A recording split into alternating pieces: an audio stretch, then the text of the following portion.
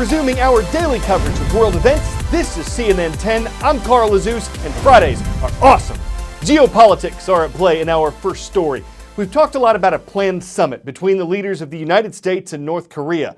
Today, we're explaining why it's not going to happen, at least not on June 12th when it was scheduled to take place in Singapore. Yesterday, the White House released a letter that U.S. President Donald Trump had sent to North Korean leader Kim Jong-un. The American president said that though he was looking forward to their meeting, he felt it was inappropriate at this time to have it, based on the tremendous anger and open hostility in a recent statement by North Korea. A government official from the communist country said whether the U.S. would meet North Korea in a meeting room or encounter it in a nuclear-to-nuclear showdown was entirely dependent on the behavior of the U.S. And President Trump's letter said that for the good of both parties, but to the detriment of the world, the summit in Singapore would not take place. This latest back and forth between North Korea and the U.S. was one of several obstacles that have popped up as the summit was being planned. The U.S. military says it's on guard against any, quote, foolish and reckless action by North Korea, but President Trump still left the door open for a possible meeting sometime between the two countries' leaders. If and when Kim Jong-un chooses to engage in constructive dialogue and actions, I am waiting. What happens next is anyone's guess. Several experts and some White House officials have said there was doubt to begin with about whether the summit would actually take place. North Korea has appeared willing to talk to the U.S. several times before in recent decades, but the Asian country has then repeatedly backed away from it. Some analysts say it was going to do that again. The U.S. says it'll continue to apply maximum pressure to get North Korea to give up its nuclear weapons. 10-second trivia. Which U.S. sports league was known as the APFA when it was founded in 1920? NFL, MLB, NBA, or MLS? 2 years after it was founded, the American Professional Football Association was renamed the National Football League.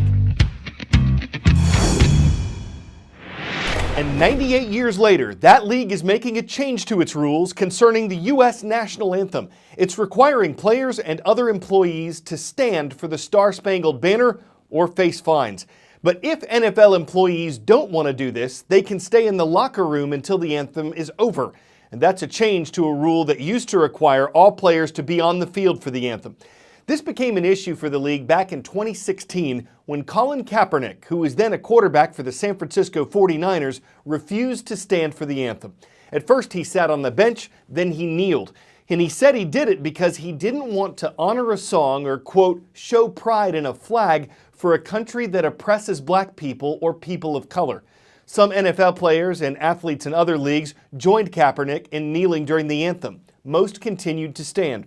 Those who supported Kaepernick's action said kneeling was a respectful way of protesting racial injustice. Those who opposed it said kneeling was disrespectful to the country, the flag, and the military. And like the act of kneeling itself, the NFL's new rules are controversial. The league's commissioner says team owners unanimously voted for the changes, though at least one of them said he abstained from the vote. The NFL says it wants people to be respectful of the anthem and treat the moment in a respectful fashion. The Players Association, a union, says it wasn't consulted about the rule changes, but that players were showing their patriotism through their protests.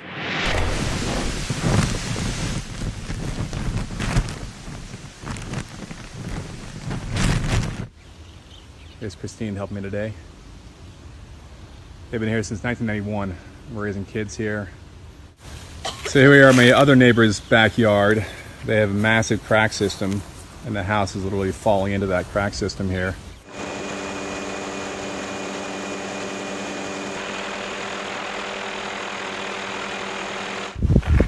Here's the other side of the house, just a tad damaged. Here's the massive crack, and this goes all the way to the road where I swallowed that van. Here are my silly friends about to fall in the crack. This house will not be lived in again, ever.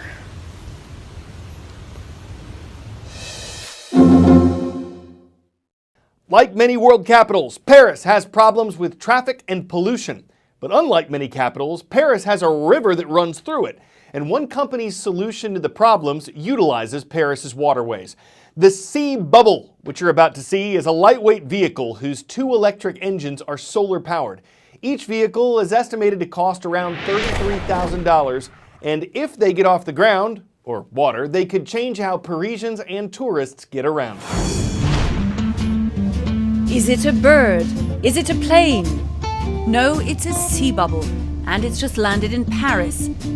Its designers hope it will be the taxi of the future, not only in its French homeland, but in as many as 250 cities worldwide that might choose to use their waterways as a new eco-friendly urban pathway. Well, it's a boat, but it's an eco-friendly transport system that we have designed.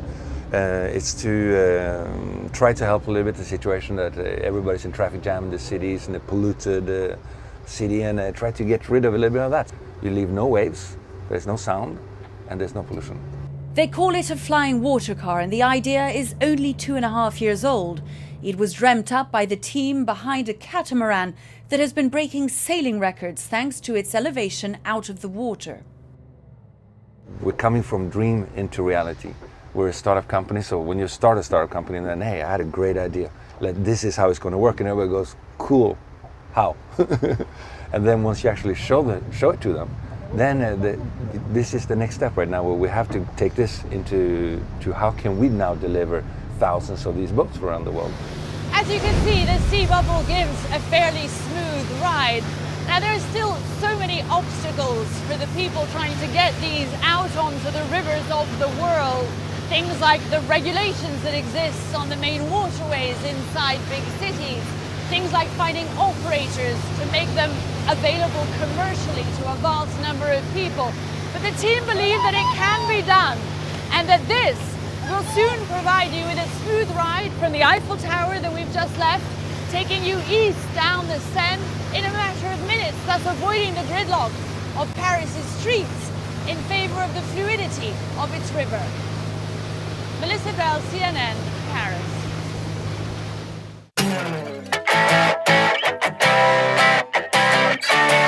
Quote, everybody around here calls it the castle, but we just call it home. The words of the owner of this home in rural Alabama. It's a castle, or at least it looks like one from the outside. With 2.5 bedrooms, 3 bathrooms, and 2,300 square feet of space, it's actually a little smaller than the average American home, and it's up for sale because the owner's daughter is headed to college and he's downsizing to a tiny home. Why? Just because. Maybe he tired of the towering upkeep, maybe it was just time to bail out. Maybe he wanted a new moat of habitation. Anyone who builds his own castle is truly a Renaissance man, but if you don't spend wisely, you'll totally wind up Baroque. CNN 10 will be off Monday for the Memorial Day holiday. Please join us again next Tuesday and have a great weekend ahead.